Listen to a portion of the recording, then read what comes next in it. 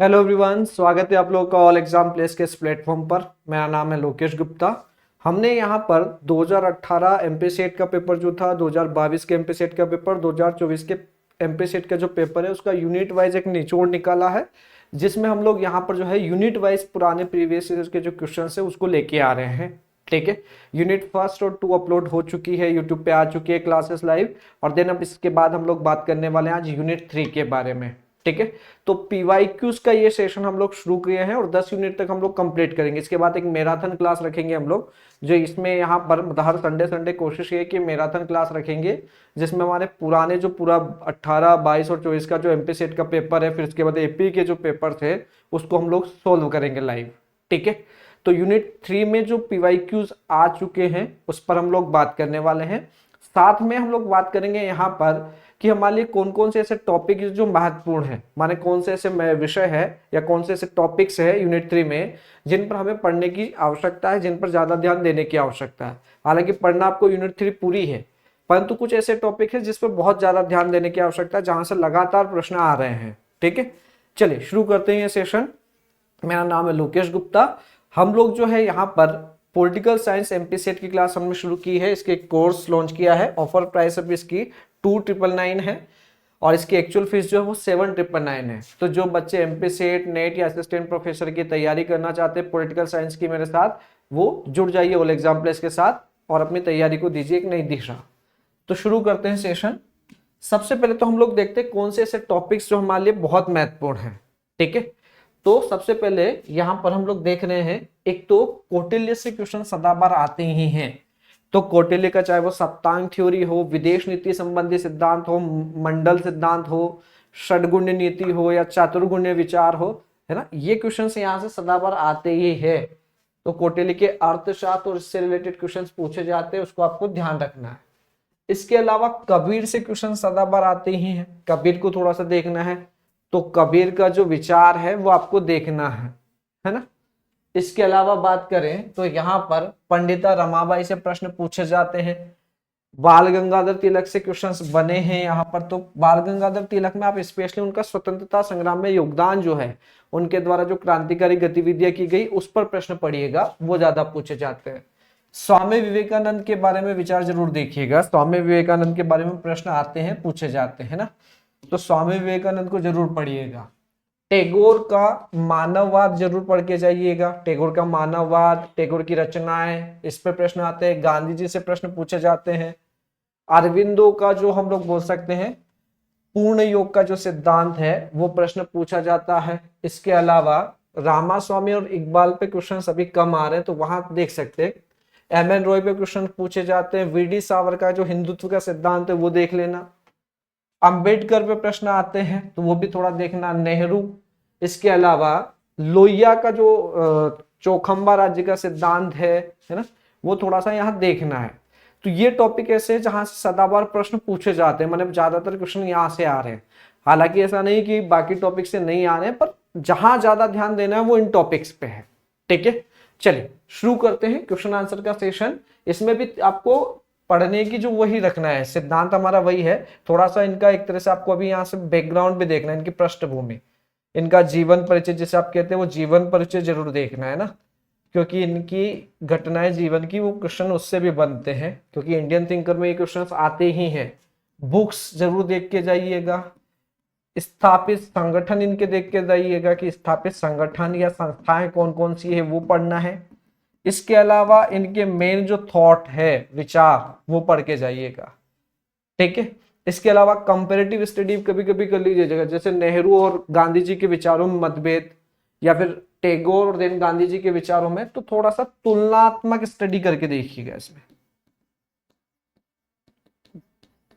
और plus PYQs वो आपको लगाना ही है, कंपलसरी है। तो पीवाईक्यूज भी आप लगा के जाइए, तो आपका ये टॉपिक जो है अच्छे से तैयार हो जाएगा। ठीक है, चलिए शुरू करते हैं क्वेश्चन आंसर का सेशन। हम लोग पहला प्रश्न लेते हैं हम लोग, है ना। कौटिल्य ने अपनी शास्त्रीय रचना अर्थशास्त्र के किस अधिकरण में राज्य के सप्तांग सिद्धांत का वर्णन किया? ये एमपी सेट 2024 का प्रश्न है। तो आपका बताना है कि कौटिल्य की जो पुस्तक है अर्थशास्त्र, उसके किस अधिकरण में यहाँ पर जो है राज्य के सप्तांग सिद्धांत का वर्णन किया गया है। ठीक है, चलिए इसका आंसर दीजिए क्या रहेगा भाई। कौटिल्य ने अपनी किस पुस्तक में यहाँ पर जो है सप्तांग सिद्धांत का वर्णन किया है, आपको ये बताना है। ठीक है, जल्दी से इसका आंसर दीजिए क्या रहेगा भाई। पहले मैं आपको थोड़ा सप्तांग थ्योरी भी समझा देता हूं ना। कौटिल्य की जो सप्तांग थ्योरी है उसमें राज्य के 7 अंग माने गए हैं। राज्य, अमात्य, जनपद, दुर्ग, कोष, सेना, मित्र। तो कौटिल्य का कहना यह है कि राज्य के जो है वो 7 अंग हैं। ठीक है, राजा, अमात्य, जनपद, दुर्ग, कोष, सेना, मित्र, इससे मिलकर राज्य बनता है। राज्य की तुलना उन्होंने मानव शरीर से की है कि उनका कहना था कि मानव शरीर में जैसे 7 अंग होते हैं वैसे ही राज्य के भी कितने अंग है, 7 अंग है। ठीक है, तो आपको बताना ये किस में बताया गया है। तो इसका सही आंसर रहेगा छठे अधिकरण में उन्होंने अपने राज्य संबंधी विचार दिए हैं। इसके अलावा बात करें, पंडित रमाबाई को निम्नलिखित में से किस धारा की विद्वान माना जाता है। यह 2024 का प्रश्न है सेट का। तो एमपी सेट 2024 में एक प्रश्न पूछा गया था कि पंडिता रमाबाई को किस धारा की विद्वान माना जाता है। आपके ऑप्शन है मानवतावादी धारा, भारत में प्रारंभिक नारीवाद की अग्रणी, आइडियलिस्टिक स्ट्रीम या आदर्शवादी धारा, या इस्लामिक विचारधारा। इसका सही आंसर रहेगा बी, भारत में प्रारंभिक नारीवाद की ये जो है अग्रणी रही है। तो पंडिता रमाबाई स्टार्टिंग में हिंदू धर्म से बिलोंग करती थी, बट जब यहाँ महिलाओं के प्रति जो कुप्रथाएं थी उसको ये वजह से इन्होंने हिंदू धर्म को त्याग दिया और यहाँ पे क्रिश्चियन धर्म जो है उसको ग्रहण कर लिया था। तो ये प्रारंभिक जो बात कर रहे हैं नारीवादी विचारधाराएं जो थी उसकी अग्रणी नेताओं में से, महिला नेताओं में से एक मानी जाती है। इनकी फेमस पुस्तक है the high caste Hindu women. इस कृतियों के माध्यम से इन्होंने स्त्री शिक्षा, समानता और सामाजिक सुधार का समर्थन किया। बाल गंगाधर तिलक के बारे में निम्नलिखित कथन में से कौन सा सही है, या सही कथन कौन कौन से आपको ये बताना है। स्टेट 2024 का प्रश्न है ये भी। पहला प्रश्न है स्वराज मेरा जन्म सिद्ध अधिकार है, क्या ये कथन तिलक का है। दूसरा, उन्होंने all India home rule league की स्थापना में सहयोग दिया, क्या ये स्टेटमेंट भी सही है। तीसरा है ऑप्शंस हैं, उन्होंने 2 साप्ताहिक पत्र केसरी और मराठा प्रारंभ किए। केसरी मराठी भाषा में था और मराठा अंग्रेजी भाषा में था। वे पाश्चात्य प्रकार के स्कूलों के विरोधी थे। तो आपको बताना कौन कौन से स्टेटमेंट इसमें से सही है। आपके ऑप्शन है पहला, चारों स्टेटमेंट सही है। दूसरा, पहला, दूसरा, तीसरा। सी जो था वो है पहला और चौथा, और डी जो है पहला, दूसरा और चौथा। तो इसका सही आंसर क्या रहेगा। इसका सही आंसर रहेगा ए बी सी, माने पहला, दूसरा, तीसरा स्टेटमेंट सही है, चौथा नहीं, क्योंकि वो पाश्चात्य स्कूलों के पूर्णतः विरोधी नहीं थे। ठीक है, एक बात ध्यान रखना, बाल गंगाधर तिलक जो है गरम दल के नेताओं में से बिलोंग करते हैं ना। लाल पाल बाल की एक जोड़ी आपने सुनी होगी, उसमें ये माने जाते हैं, और 1920 में इनकी डेथ हो गई थी। ठीक है, तो ये गरम दल के एक प्रमुख नेता थे जिन्होंने स्वतंत्रता आंदोलन में बढ़ चढ़ कर हिस्सा लिया। इसका सही आंसर मैंने बताया बी, 1 2 3। नेक्स्ट प्रश्न है, जब किसी व्यक्ति को दुनिया के साथ अपने रिश्ते का एहसास नहीं होता तो वह एक जेल में है जिसकी दीवारें उसके लिए पराई है। तो एक स्टेटमेंट है, जब किसी व्यक्ति को दुनिया के साथ अपने रिश्तों का एहसास नहीं होता तो वह एक जेल में है जिसकी दीवारें उसके लिए पराई है। यह स्टेटमेंट किसका है। सेट 2024 में प्रश्न पूछा जा चुका है। आपके ऑप्शंस हैं रविन्द्रनाथ टैगोर, कौटिल्य, श्री अरविंदो या फिर वी.डी. सावरकर। तो इसका सही आंसर दीजिए भाई क्या रहेगा। यह स्टेटमेंट किसने दिया आपको ये बताना है। ठीक है, when a man does not realize his kinship with the world, he lives in a prison house whose walls are aligned to him। आपके सही आंसर जो रहेगा वो रविन्द्रनाथ टैगोर है ना। तो टैगोर ने मानवता और विश्व बंधुत्व की अवधारणा को अपने दर्शन का केंद्र बनाया। देखिए, रविन्द्रनाथ टैगोर का जो मेन विचार है वो मानवतावाद की बात करते हैं। ये मानव को अपने विचारों में केंद्र बिंदु रखते हैं, मानव के कल्याण को ही मेन मानते हैं। ठीक है, गांधी जी और इनके विचारों में अगर हम थोड़ा सा विरोधाभास देके अंतर देखें तो वो यही दिखता है कि जहां टैगोर यहाँ पर मानवतावाद को राष्ट्रवाद से पहले रखते, वही गांधी जी राष्ट्रवाद को मानववाद से पहले रखते हैं। थोड़ा सा विचारों में वो अंतर है। तो रविन्द्रनाथ टैगोर इसका सही आंसर है। Next, league of radical congressman और रेडिकल डेमोक्रेटिक पार्टी की स्थापना किसने की। भी सेट 2024 में पूछा जा चुका प्रश्न है। टैगोर, कौटिल्य, एम.एन. रॉय या वी.डी. सावरकर। तो इसका सही आंसर क्या रहेगा, M N. Roy. M N Roy वामपंथी कार्यकर्ता थे, लेफ्टिस्ट एक समाज सेवी थे, जो कह सकते हैं हम साम्यवादी विचारधारा को मानते थे। ठीक है, इनके द्वारा ही ये दो संस्थाएं बनाई गई थी। क्रांतिकारी विचारधारा को उदार लोकतंत्र से जोड़ते हुए इन संस्थाओं की इन्होंने स्थापना की। तो भारत के एक प्रमुख साम्यवादी नेता एम एन रॉय, मानवेंद्र नाथ रॉय इनका फुल फॉर्म है। ठीक है, इन्होंने पीपुल्स प्लान भी दिया था, जनवादी योजना। वीडी सावरकर ने अपनी क्रांतिकारी गतिविधियां कहां से संचालित की? तो आपको बताना उन्होंने अपनी क्रांतिकारी गतिविधियां कहां से संचालित की, ये भी सेट 2024 का प्रश्न है। Maison de Inde Paris, India House London, Hindu revivalist house Pune, common holy land India. तो इसका सही आंसर है इंडिया हाउस लंदन। तो सावरकर ने लंदन में जो इंडिया हाउस है वहां से अपनी स्वतंत्रता संबंधी जो गतिविधियां वो संचालित की थी और युवाओं को प्रेरित किया था।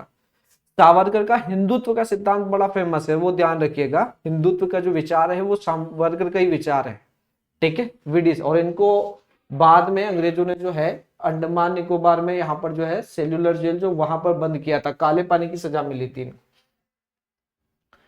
ये स्टेटमेंट किसका है? मैं ना राजनीतिज्ञ हूं ना राजनीतिक आंदोलन मचाने वालों में से हूं, मैं केवल आत्म तत्व की जो है चिंता करता हूं। ये कथन किसका है? सेट 2022 का प्रश्न है। Neither I am a politician nor a political activist, I care about my soul, when it is well everything will be well. Who said it? Rabindranath Tagore, Kautilya, M N Roy या फिर श्री अरविंदो। तो आपको बताना ये स्टेटमेंट किसका है। मैं ना राजनीतिज्ञ हूं ना राजनीतिक आंदोलन मचाने वालों में से हूं, मैं केवल आत्म तत्व की चिंता करता हूं, यह कथन किसका है? यह श्री अरविंदो का। अरविंद का दृष्टिकोण आध्यात्मिक मानववाद पर आधारित है, जिसमें वो कहते हैं कि अभी जो है हम लोग मानस की स्थिति में हैं और हम अति मानस की स्थिति में पहुंचने वाले हैं। ठीक है, उनके अनुसार आत्म साक्षात्कार से समाज में वास्तविक परिवर्तन आता है। नेक्स्ट प्रश्न है, पंडिता रमाबाई ने किस पुस्तक में लिखा कि आत्मविश्वास और आत्मनिर्भरता स्त्री प्रगति की नींव है? In which book did Pandita Ramabai write that self confidence and self reliance are the foundation of women's progress?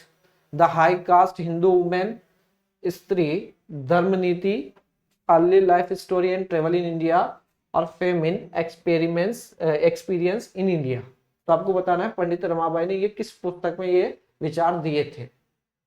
इसका सही आंसर रहेगा स्त्री धर्मनीति। तो पंडित रमाबाई ने स्त्री धर्मनीति में महिलाओं की शिक्षा, आत्मनिर्भरता और सामाजिक समानता की आवश्यकता पर बल दिया। नेक्स्ट प्रश्न है, पहरेदार खजाने से बड़ा नहीं हो सकता, ये कथन दीनदयाल उपाध्याय ने किस संदर्भ में कहा है? The watchman cannot be greater than the treasure. In which context did Dindayal Upadhyay say this? Statism, Marxism, capitalism या फिर then individualism? मैंने व्यक्तिवाद। पंडित दीनदयाल उपाध्याय जो भाजपा है उसके पितृ पुरुष माने जाते हैं और जनसंघ के ये अध्यक्ष भी रहे हैं। स्टार्टिंग में जनसंघ के जो स्थापना हुई तब ये इसके महासचिव रहे हैं। श्यामा प्रसाद मुखर्जी और इन दोनों ने मिलकर जनसंघ की स्थापना की थी 1955 में। जनसंघ बीजेपी की जो एक तरह से पितृ पार्टी जो थी वो है। ठीक है, इनका जो मेन विचार है वो है एकात्म मानववाद और अंत्योदय की अवधारणा। तो इन्होंने एकात्म मानववाद और अंत्योदय की अवधारणा मेन प्रस्तुत की थी। ठीक है, तो आपको बताना ये पहरेदार खजाने से बड़ा नहीं हो सकता, ये स्टेटमेंट किसके रिगार्डिंग है? ये इन्होंने दिया राज्यवाद के, स्टेटिज्म के। इनका कहना था राज्य समाज का सेवक है, स्वामी नहीं है। राज्य का अस्तित्व समाज की सेवा के लिए, ना कि उस पर शासन करने के लिए। तो ये स्टेट के कंटेक्स्ट में इन्होंने विचार दिया था। न्यू ह्यूमनिज्म माने नव मानववाद की अवधारणा किसने दी? स्टेट 2022 का प्रश्न है। गांधी, एम एन रॉय, जयप्रकाश नारायण या डॉक्टर अम्बेडकर?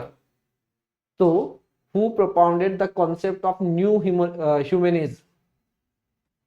इसका सही आंसर रहेगा एम एन रॉय। तो एम एन रॉय ने नव मानववाद की विचारधारा दी थी जो भौतिकवाद व नैतिकता का समन्वय है। माने जो हम लोग कह सकते हैं मटेरियलिज्म जो आइडियोलॉजी, जिसमें भौतिक पदार्थों को ही वास्तविक सत्य माना गया है। भौतिक पदार्थों को उपभोग करना ही मेन हमारे जीवन का उद्देश्य बता दिया गया है। ये उसको नैतिकता से कनेक्ट करते हैं कि भौतिक पदार्थों के उपयोग में भी नैतिकता का पालन करना चाहिए। इन दोनों का कोऑर्डिनेशन जो है वो नव मानववाद है, जो व्यक्ति की तर्क संगत स्वतंत्रता पर आधारित है। तिलक ने होम रूल आंदोलन किस वर्ष शुरू किया था, ये भी 2022 का प्रश्न है। तो तिलक ने होम रूल आंदोलन किस वर्ष प्रारंभ किया था, 1914 में, 1913 में, 1916 में या 1912 में। तो ये होम रूल आंदोलन 1916 में किया था एनी बेसेंट और देन यहाँ पर तिलक ने, ना बाल गंगाधर तिलक ने, दोनों ने किया था 1916 में। तो इसका सही आंसर रहेगा 1916, है ना। तिलक और एनी बेसेंट ने 1916 में होम रूल लीग आंदोलन प्रारंभ किया था, जिसका उद्देश्य था स्वराज की प्राप्ति।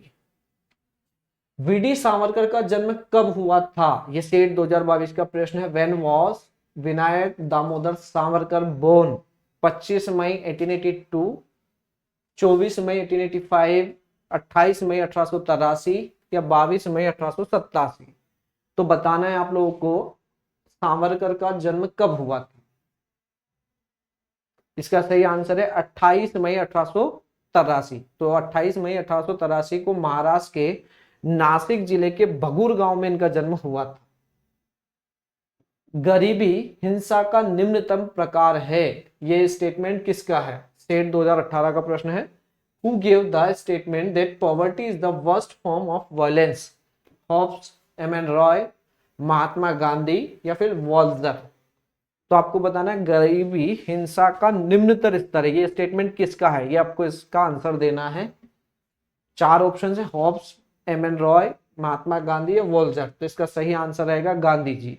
गांधी जी ने कहा था आर्थिक शोषण और गरीबी भी अहिंसा के सिद्धांत के विपरीत है। उन्होंने कहा कि गरीबी भी हिंसा का ही रूप है। निम्नलिखित में से कौन सी पुस्तक मानवेंद्रनाथ रॉय ने, माने एम.एन. रॉय ने नहीं लिखी है। Which one of the following books was not written by M N. Roy, 2018 का प्रश्न है ये। Reason, romanticism, revolution, India in transition, states and minorities, the problem of India. इन 4 पुस्तक में से आपको ये बताना है कौन सी ऐसी पुस्तक है जो मानवेंद्रनाथ ने नहीं लिखी। इसका सही आंसर क्या रहेगा, स्टेट एंड माइनॉरिटीज। ये अंबेडकर जी द्वारा लिखी गई पुस्तक है, जबकि अन्य 3 रचनाएं एम.एन. रॉय की है। नेक्स्ट प्रश्न है, गांधी ने किस पुस्तक में पश्चिमी सभ्यता को शैतानी सभ्यता कहा है। In which book did Gandhi describe western civilization as satanic civilization. सत्य के साथ मेरे प्रयोग में, दक्षिण अफ्रीका में सत्याग्रह का इतिहास, हिंद स्वराज या फिर सर्वोदय। इसका सही आंसर रहेगा हिंद स्वराज। गांधी जी ने हिंद स्वराज जो 1909 में पुस्तक आई थी उनकी, उसमें पश्चिमी सभ्यता को शैतानी सभ्यता कहा और भारतीय नैतिक मूल्यों को श्रेष्ठ बताया। ठीक है, तो ये हम लोगों का यहाँ जो यूनिट 3 वाला जो सेशन था वो कंप्लीट हुआ। इसमें हमने 2018, 22 और 24 के प्रश्न, मतलब पेपर में जो PYQs आए थे उस पर हमने बात की, उसको डिस्कस किया। ठीक है, आई होप आपको ये क्लास पसंद आ रही होगी। अगर ये वीडियो आपको पसंद आया हो तो उसको ज़्यादा से ज़्यादा लाइक एंड शेयर कीजिएगा और ऑल एग्जाम प्लेस के साथ बने रहिए। साथ ही आप लोगों के लिए एक इन्फॉर्मेशन दे दूं मैं कि यहाँ पर पॉलिटिकल साइंस के लिए क्लासेस हम लोगों ने शुरू की है, नेट, सेट और असिस्टेंट प्रोफेसर के लिए, जिसके अभी ऑफर प्राइस अभी चल रहा है 2999। तो जो बच्चे सेट, नेट या असिस्टेंट प्रोफेसर की तैयारी करना चाहते हैं वो जरूर इस बैच को ज्वाइन कीजिएगा। ठीक है, बनी रहिए ऑल एग्जाम प्लेस के साथ। धन्यवाद, मिलते हैं यूनिट 4 के टॉपिक के साथ। धन्यवाद।